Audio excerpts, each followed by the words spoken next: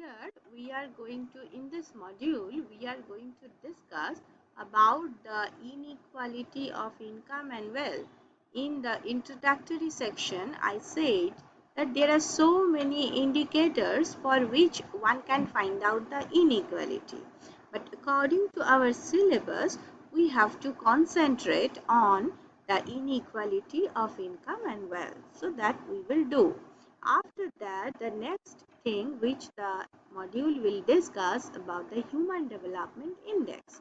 As I said, Human Development Index has basically three indicators, and those three indicators are considering the different aspects of the economic well-being.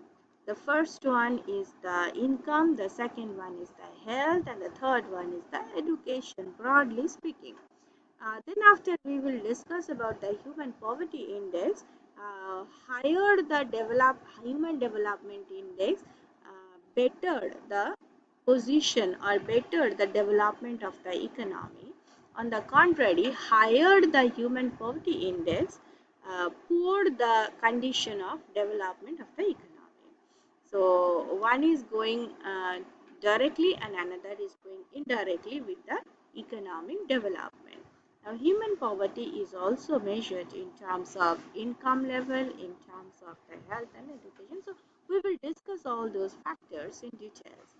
And then after we will discuss about the genuine progress index, and not only that, there are some others, as I said already, like the gender inequality index, multidimensional development index.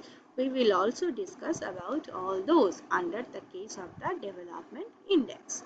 Now, in this class, we will discuss about the inequality only. Now, the inequality, what do you mean by inequality? Inequality means it is the unequal distribution of any socio-economic variable. As I say, economic, not only for income or wealth, it is possible that inequality is possible for any factors of development. So this is inequality. The diagram can explain it better. You can see the first individual is watching a huge gap between the steps, but the second individual is getting frequent steps. So it is very easy for the second individual to reach to its goal, but for the first individual it is not so easy.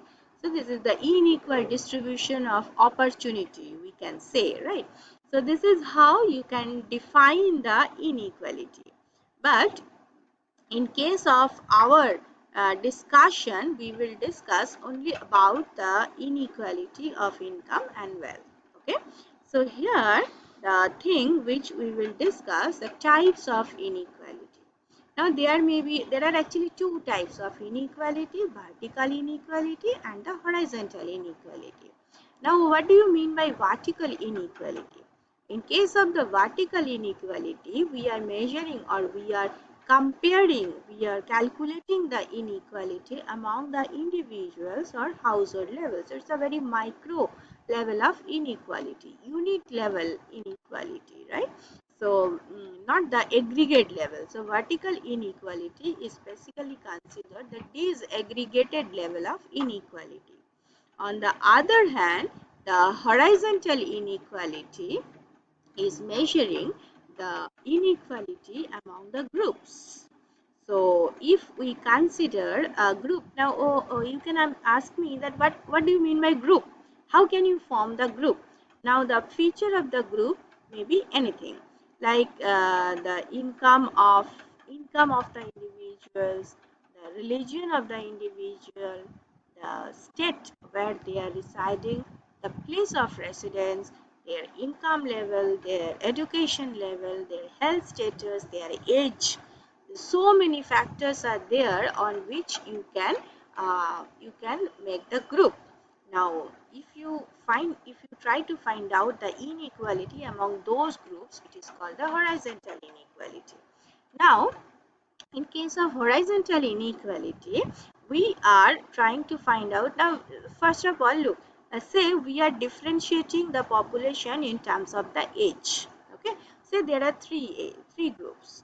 The first group is up to the age of say 20 years. The second group is after 20 years to 40 years, and the third group is after 40 years, the rest of the life. So among this group, what to find out? We are trying to find out, say, the inequality of education level, okay, or the inequality of the level of wealth they are having. So this is how we are trying to find out the inequality among the groups, and broadly all these type of inequality analysis among the groups is considered the horizontal inequality. Now, not only within the economy, you can make this group in terms of the developed country. So it may be like the comparison between the developed country and the underdeveloped country. So this is the inequality discussion between the developed country and the underdeveloped country. So this is also under the heading of the horizontal inequality. Now, as I said, we should only consider about the income inequality. So my next slide will show you a clear picture about the income inequality. So what do you mean by income inequality? It is the distribution, the unequal distribution of income among the population, among the individuals. Now you can ask me why the income is distributed unequally. The answer is it depends. First of all, there may be some reasons which you cannot explain logically.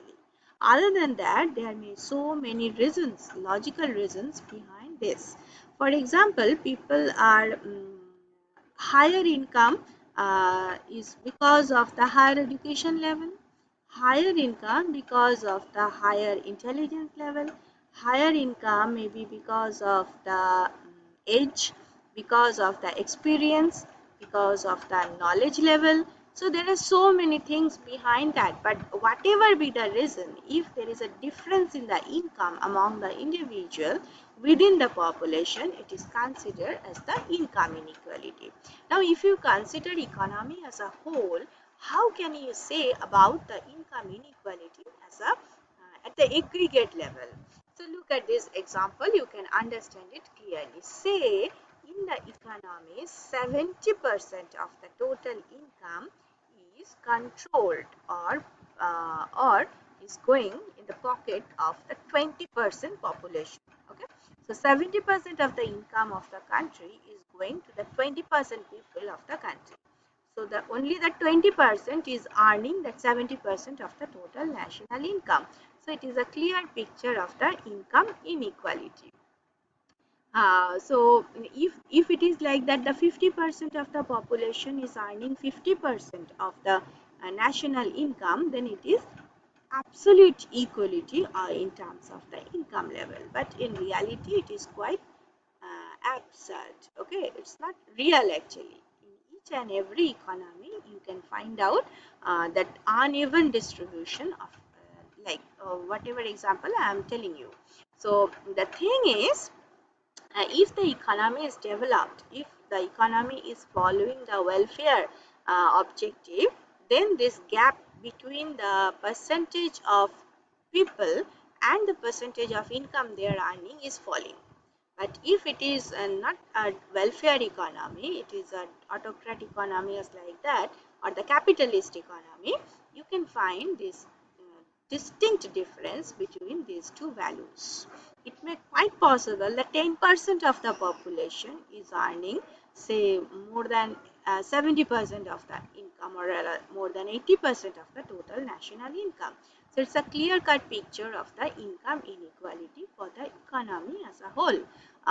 India is also, unfortunately, if you go through the data for the India, you can see over the years, India is also getting more and more income inequality. That means lesser people are earning most of the national income. So the gap between these two percentage is increasing over the years. So you can understand this is not at all a good indicator for the development. So this is how income inequality is helping us to find out whether the economy is developing or not in terms of the welfare concept. If you can consider the idea about the productivity, about the skill, about the experience, But still, this data is showing a clear-cut picture of the income inequality, that only 10% of the population is earning, say, more than 80% of the national income. So there is no logic, there is no valid logic behind this. There is something missing, which the economists have to find out. So this is not at all good for the economic health. So this is all about the income inequality. In the next class, we will discuss about the development index.